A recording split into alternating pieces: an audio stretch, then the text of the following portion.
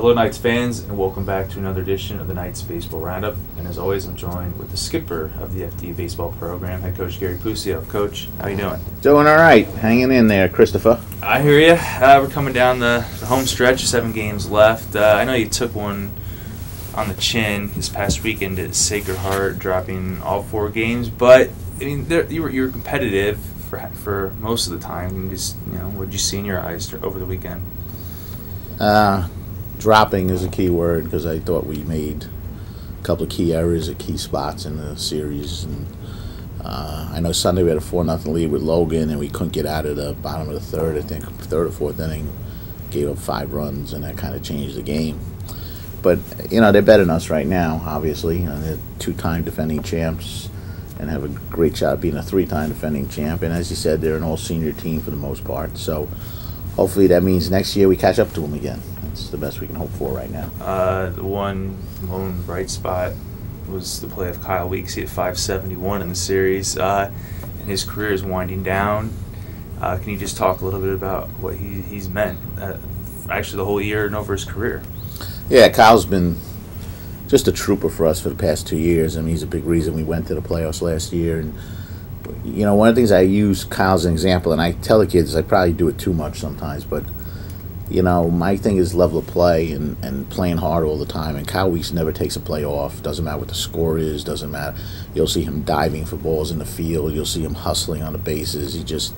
He comes to play, and he plays every minute to his fullest ability. And that's something our young players can learn a lot from, because he's definitely done a terrific job with that. And we also want to congratulate him being named the highest GPA of any student athlete in the school for graduating seniors. I thought that was really terrific that he's, I think, near a 3.9 GPA he's graduating with, and he's a math major, which I was a math teacher, so take a little special joy in what he's accomplished. Well, not only that, is he one of the smartest kids in school and getting a degree in mathematics while balancing baseball. He was also given strength and conditioning coaches Kyle McMinn's Iron Knight Award for the best male athlete in the school as well. Which only, again, it's his approach to everything just shows that everything he does seriously. He does with 100% effort and then some. And he just puts his heart and soul in being the best he can be, whether it's on the baseball field, in the weight room, or in the classroom. And I think that's a phenomenal combination that he's accomplished. Well, with him graduating, then you're going to be bringing in a new class that'll be freshmen next year. And you just signed Zach Tondi, and he completes, for now, your recruiting class. Can you just talk about Zach and then the rest of the members of your recruiting class? Yeah, Zach's a lefty-hitting catcher outfielder. We think he's going to have some pop here and do some good things. Good-sized kid, and plays the game hard, like what we see out of him. We also, obviously, earlier had signed 3 other players who are coming in, which is Matt McCann, down from West Windsor, New Jersey. He's a middle infielder who's basically going to have the on his shoulders replacing Kyle, because he's basically the guy we're kind of pegging to do that. And we also have Joe Flack coming from Staten Island, who's a hard-throwing right-hander. Very impressive. He's been outstanding, having a real good senior year for himself.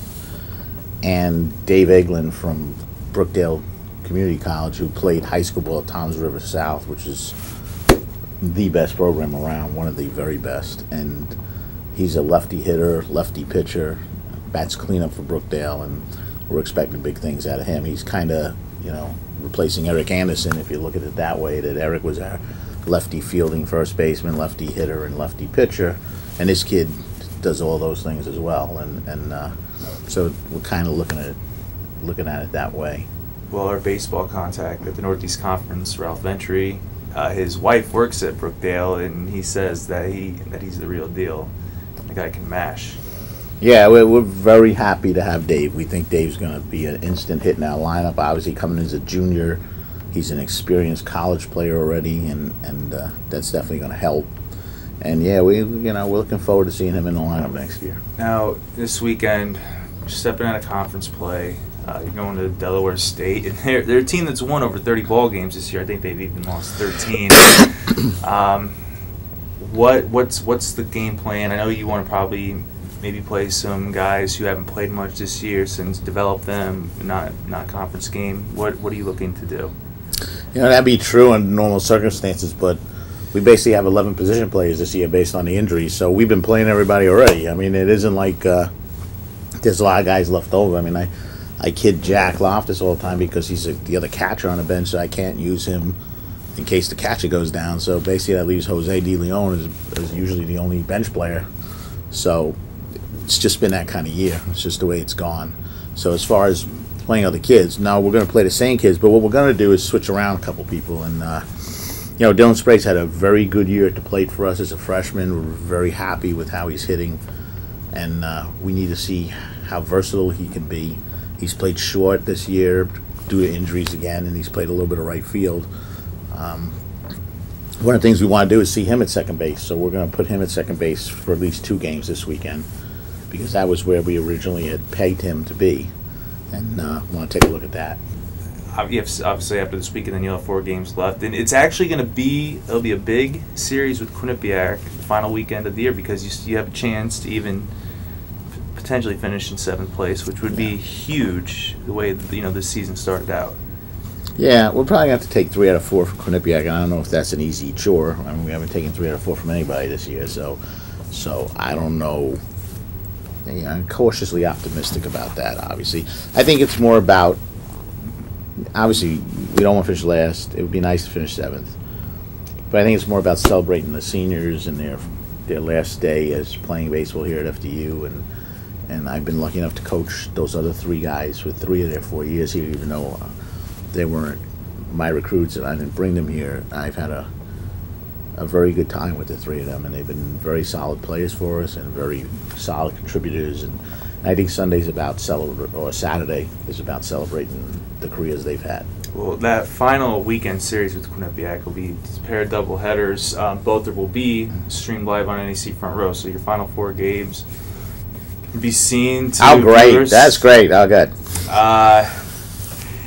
On that Saturday, we're going to have Alumni Day, so all former alums are invited to attend. Pre-game ceremony starting at 11. And we'll be announcing the 1960s All-Decade team at that time. The 1960s All-Decade team. And then 1 o'clock will be first pitch for Game 1, a doubleheader. In between the 2 games, we will honor 4 graduating seniors. Then afterwards, having a barbecue, if that is correct? Or is the barbecue ongoing? I believe we're having a barbecue. That's the last I was told. Hopefully I'm not the main course.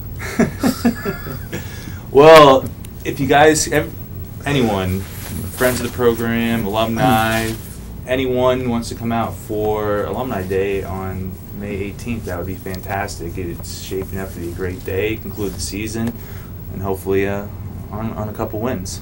Yeah, and we should mention the 4 seniors that are graduating are Kyle Weeks, who we already talked about, Eric Anderson. Eric Anderson's had an outstanding career here. He's been a solid pitcher and hitter for us, and just done anything I've ever asked. He's just been a trooper. Craig Warner, who obviously is going to always be remembered as a kid that won the game to put us in the playoffs last year. And Matty Kagan, who's a lefty pitcher, is just one of the hearts and souls of our team too. So we wish them luck in their future careers, and it's been an honor to coach them. Well, what's great is my plan for next week was to bring all 4 of them on for talk, and they could. We've done that in the past, I believe, right? And yeah, that would be. I'm just not sure what some of them might say, but that's okay. It's all right. Well, we're I'm still waiting to hear what Keno had to say at the dinner. Me too. But that's a story for another time. Anyways, yeah, so next week's show, we'll bring the 4 guys on and have them talk about their career at FDU, and then talk about the weekend that's coming ahead and whatnot. And hopefully we'll have a win to talk about at Delaware State too. Right. Well, Knights fans, thanks for viewing the Knights Baseball Roundup, and until next time, for Coach Puccio, Chris Strzok. Thanks.